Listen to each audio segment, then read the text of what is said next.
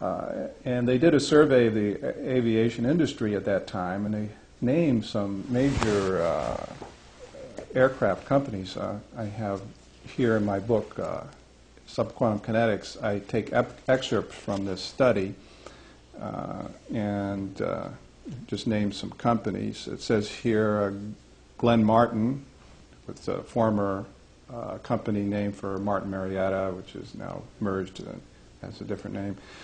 It says Glenn Martin now feels ready to say in public that they are examining the unified field theory to see what can be done, and so on. Let's see.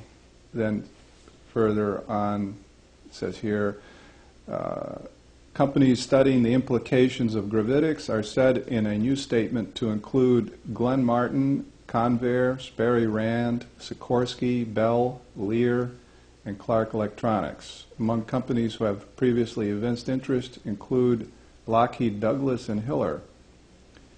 And they were calling, the people who were writing this aviation studies report were calling for a Manhattan-style project to develop this, that this was going to change our whole aviation technology. Here, then later in Business Week magazine, they listed an impressive array of companies and institutions backing gravity research, just back in the 50s. And that included Martin, Grumman, Lockheed, Sperry Rand, so on. And also Hughes Aircraft should be added to the list. I do believe that we have technology presently developed in which would allow us to easily navigate the solar system with it. I wouldn't be surprised if we had bases on Mars and the Moon and were regularly going there with these kinds of craft. If we have that ability. Let's say there was a Roswell crash, and it is said that the National Security Agency was formed to keep this all classified. Now, something like that is a very emotional experience when some of your government officials and you realize that we've had that there is extraterrestrial life and they have this advanced technology. And when you become very emotional about something, one reaction is to hide it, and then to see how can we use this for ourselves. We've got to keep one step ahead of the other countries. At that time, we had Cold War with the Soviet Union.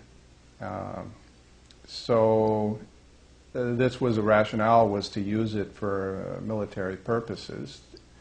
Now, you can think back. Suppose the same thing happened 100 years ago at the time the automobile was developed. I sincerely believe we'd still be driving horse and buggies today, because there would be the fear that the automobile could change warfare. It would mean much higher speed travel, and obviously we should classify this.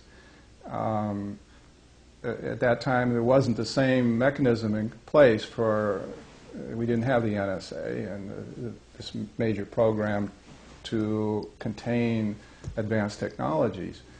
We think of it as a science, as a scientific discipline. It's based on observation and it's open to change.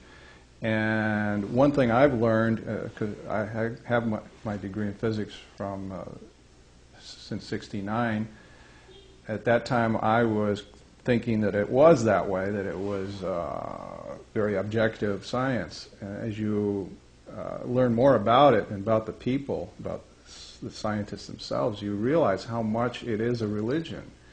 It's very closed it's resistive to changing its fundamental principles, like it has relativity as one foundation, the energy conservation laws, another key foundation. For example, in the Patent Office, any chance of a new device coming that could help us to solve our energy crisis problem, which has it's getting its energy from someplace that the patent examiner doesn't understand where it might be coming from, he immediately thinks, oh, this is in violation of the first law of thermodynamics, which is one of these principles the physicists have set up. not thinking, well, maybe there is a source of energy that we just haven't discovered. Right now it doesn't necessarily fit into the physics framework. Instead of thinking that way, they immediately reject it, thinking, well, this fellow is a fraud, or he did his measurements wrong. And so it's almost like it's a very religious feeling where the examiners have ascribed to a certain belief system, and anything that challenges that, they will deny its existence. This was a case of a Canadian fellow that had developed a technology for producing enough power to power your house out of something about the size of a shoebox. It was a new way of wiring something up, so some sort of nonlinear device. And he was very open about it and publicizing it and trying to find investors to sell the rights. And as I understand the story, his house was one day surrounded by a SWAT team, and all his stuff was confiscated, and he was arrested on the grounds that he was harboring terrorist technology or weaponry. And he was released. If he signed something that he would not continue doing work in this area, and so now he's mowing lawns for a living. I mean, this is kind of a very lame excuse for suppressing this kind of thing. In my opinion, if they are really that frightened about these new technologies, they can always license them, just like you license radio stations or whatever, to keep tabs on it, how much power it produces for what purpose. And I think our current crisis with energy is important enough that this is the least they can do, instead of arresting people who are trying to help the world. The way I had concluded that B2 may be using the electrogravitics technology of Townsend Brown was through an article published in Aviation Week and Space Technology, and there were some black project engineers who had disclosed to the editor of the magazine about some black project technology that they were aware of. And one of the things they said was in relation to the B2, that the B2 charges the leading edge of its wing to a high voltage, and its exhaust is charged to an opposite charge, high voltage charge.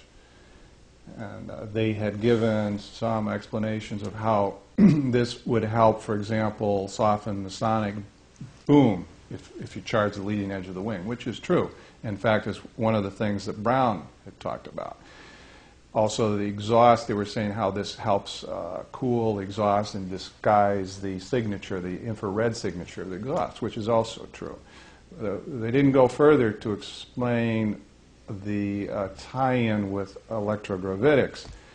And that's the connection that I made. I realized that this was, in effect, a description of Townsend Brown's patented device, which looked something like this in his patent, which was issued in 1962, his electrokinetics patent. And he was proposing a disc-shaped craft that would use what he called flame jet generators. These are jet engines that have been converted into sort of giant Van de Graaff generators. He was proposing that you could develop actually 15 million volts through this technique. In effect, then, the jet becomes your electrical generator. It's, in effect, a high voltage electric generator. And he was saying with that power, you are able to feed the positive side of the generator to the front of your craft and generate your ions, just like he was doing in those small disks that he was testing that were going hundreds of miles per hour, except here you're doing it on a very large scale. This is from subquantum kinetics, and it explains how a particle comes into being. Okay, because the reason I'm talking about this now is that subquantum kinetics allows for the possibility of materialization and dematerialization.